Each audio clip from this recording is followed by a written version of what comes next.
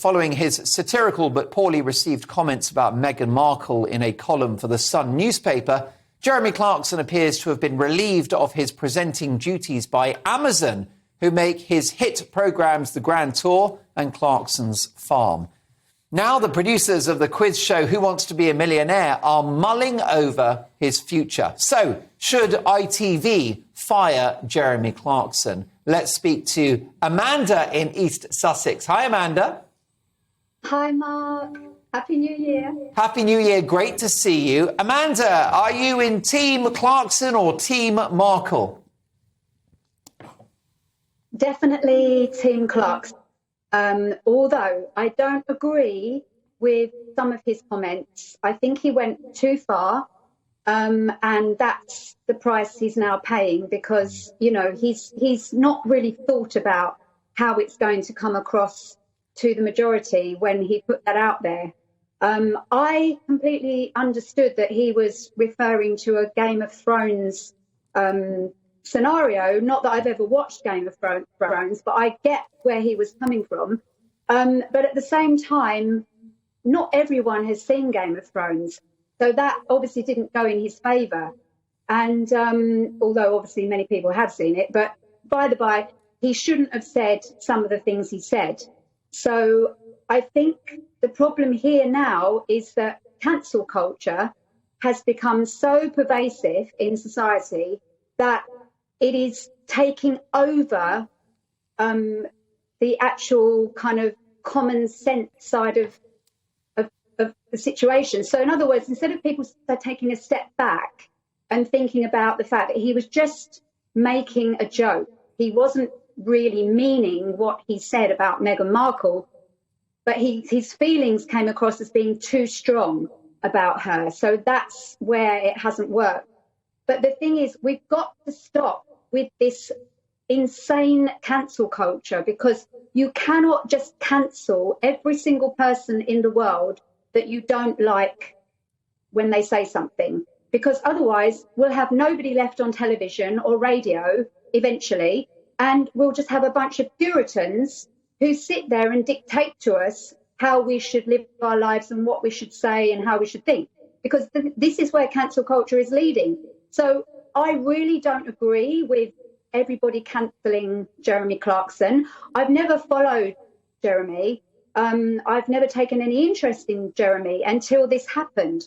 But now I feel I have to stand up for him, because if that was my dad, and my dad is obviously Jeremy, he would have been almost of Jeremy Clarkson's generation, although my dad was a few years older probably. But if that had been my dad, I would have been really upset about how he's been treated.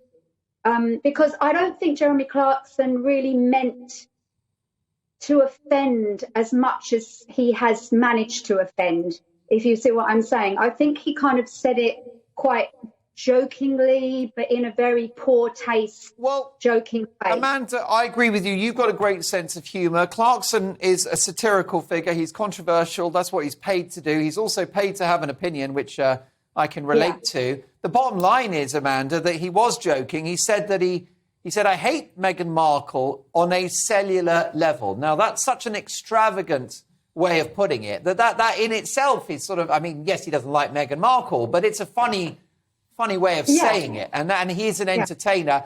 And then he said that he would like her to kind of be paraded naked through the sort of the town centre and have excrement hurled at her. Now, as you said, that was a reference to a scene in Game of Thrones. Some people didn't get the reference, but even those that did get the reference, that understood the context, refused to acknowledge that, because such is the fervent appetite to take these people down, that even if there is a context, it will be ignored. Let's bring Bobby George into this, Amanda, because I'd love to know what Bobby thinks. I can't imagine anyone would be brave enough, Bobby, to cancel you. Well, he got the sack from the Beeb, moaning about his food. It wasn't on time or something. Now, anyone who writes anything, you put your name to it. And if you think you're right in what you wrote, if that's the right way of putting it, you don't apologise. Because once you apologise for what you wrote, you know you've done wrong. And he knew he'd done wrong too late. So if he gets the sack for that, then he gets the sack. But you shouldn't write things that you don't feel that's good enough for you to say, I'm not apologising. And that you can stand by. Yeah, that's the thing. Have you met Jeremy Clarkson? What do you think of him? Yeah, I've met him. I thought he was a bit arrogant, to be honest with you. Okay. You know, he's a bit, I'm the captain of the ship here, and, you know, he's that way. He come across, I didn't like him, I can't say it in my own words, because I'm not writing it down. You're being polite, and we're pre-watershed, but Amanda knows what we're talking about. I think we've got Sean as well. Let's bring Sean into this conversation, if we can, alongside Amanda and Bobby. Hey, Sean, welcome to the show. A warm welcome to Mark Dolan tonight and the People's Hour. Should ITV sack Jeremy Clarkson? No, they shouldn't. I think the issue here is, who's the arbiter or arbiters of free speech? I mean, we've got the Princess of Woke, almost like judge, jury and hangman. You know, we've had Piers Morgan and now Jeremy Clarkson. I mean, it's almost like we're going back to the Spanish Inquisition. I don't like what you say, so you're going to be cancelled.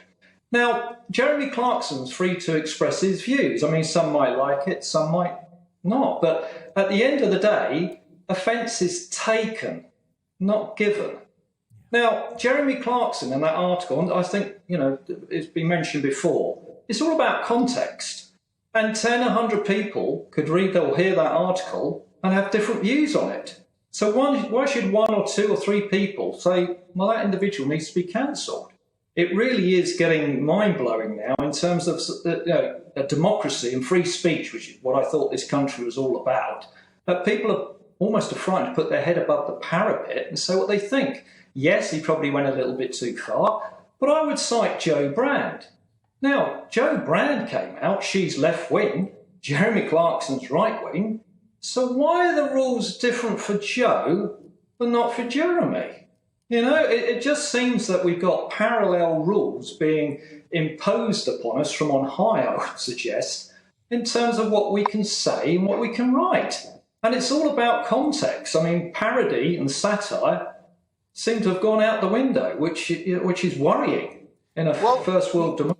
You are absolutely right. You've dropped a few truth bombs of yourself there because, of course, Jo Brand, who's a talented comedian, said on a BBC Radio 4 comedy show that she'd like, I think, to throw acid at Nigel Farage. Yes. Now, to defend her and to give her the context that you point out has been ignored in relation to Clarkson, she was joking. She was being satirical. I don't like the joke. But as you said, her career unaffected. She remains a hero in liberal circles. And, of course, we had Miriam Margolyes, the actress, who said that she hoped Boris Johnson would die when he had COVID. Absolutely. I mean, you can pick these out. You could spend all day, month, year going through all of this. And you think, well, I come back to my original point. Who's the arbiter or arbiters who is saying who should be cancelled and who shouldn't be cancelled? And I must admit, I'm getting a little frustrated with these corporations, media, you know, sort of coming down on one side only. And they need to get a backbone and say, look, we're going to support our guy. He writes satirical comments, he's parody. That's what he's about. If we take that away from him, then you're taking away from his character, and we'll all be homogenous. I mean, who wants to live in a society like that? I certainly don't. I want different opinions. Too right. A great debut. Amanda in East Sussex, as always, knocked it out of the park. Can't wait to see both of you very soon.